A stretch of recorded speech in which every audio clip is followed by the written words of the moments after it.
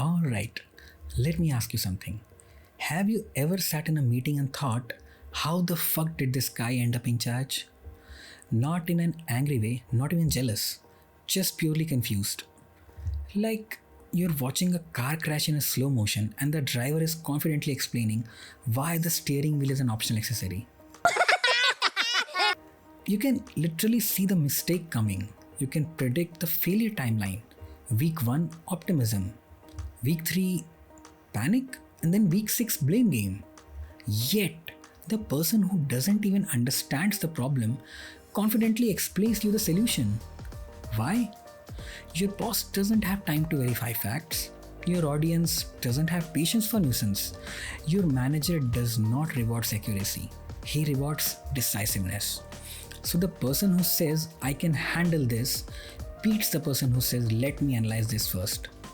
If that's ever happened to you, congratulations. You're not unlucky. You're not stupid. You're not even cursed. You're just competent in a world that only rewards confidence. Let me warn you, this video is going to hurt because the system is not broken. It's working exactly as designed. Okay, human beings. Let's get psychological for a moment.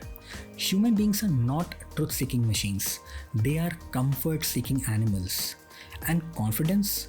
It's comforting. A confident voice reduces the uncertainty. A confident posture signals safety.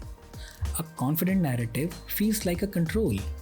Competence, on the other hand, often comes with caveats, probabilities, uncomfortable truths.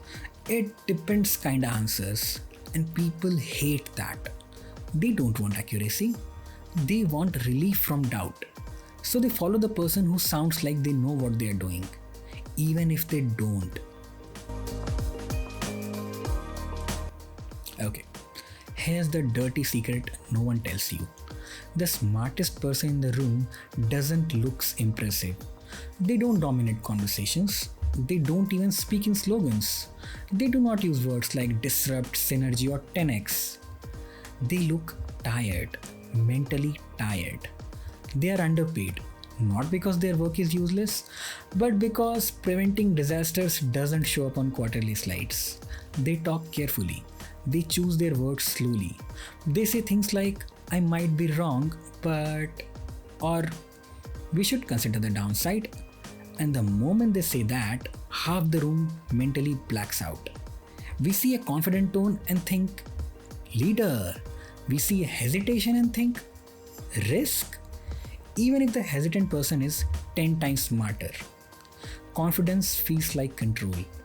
Competence, it feels like homework. There's a little guess which one people always prefer. Okay, before we proceed, this is the first part of a 3-part intelligence series. If you have liked it so far, do me a favor and subscribe that channel so that you do not miss the next chapters in this series. Adios. Okay, this part is genuinely funny. The less someone knows, the more confident they usually are. Because doubt requires knowledge. If you understand a system, you can see 1,000 ways it can break. If you do not understand shit, everything feels simple and manageable. That's why beginners are optimistic, experts are cautious, and idiots are fearless. Ignorance is basically confidence on steroids. It's confidence without the annoying burden of reality. No research, no second guessing, just vibes, charisma, and reckless decision making. And somehow that combo gets rewarded always. Okay, so now add social media to the equation. Confidence suddenly became currency. The most confident opinion wins, not the most researched one. The loudest take spreads, not the most accurate one. Outrage beats truth. Confidence beats competence every single time. And suddenly, experts are boring. Nuisance is weakness. Doubt is failure. So everyone pretends to know everything. And the world, what does it do?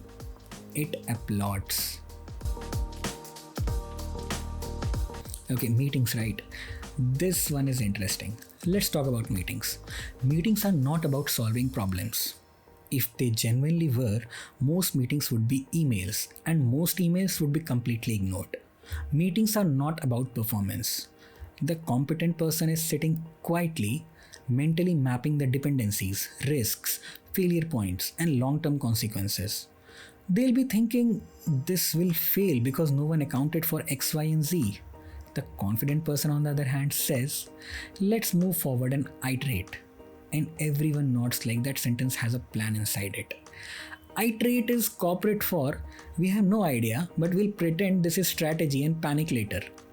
Confidence doesn't need solution, it needs applause. Okay, school did not prepare you for reality. It prepared you for a fantasy world. A world where effort is visible, merit is rewarded, being right matters. But in the real world, presentation beats precision.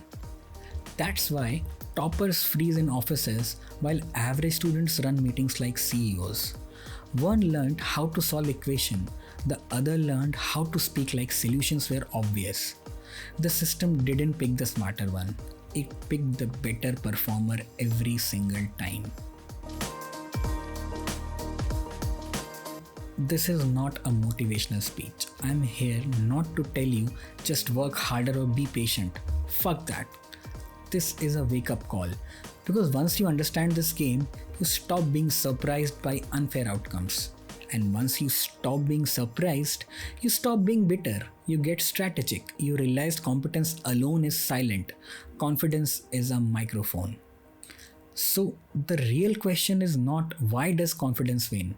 The real question is how do you use confidence without becoming a complete idiot? That's part 2. Hope you like it.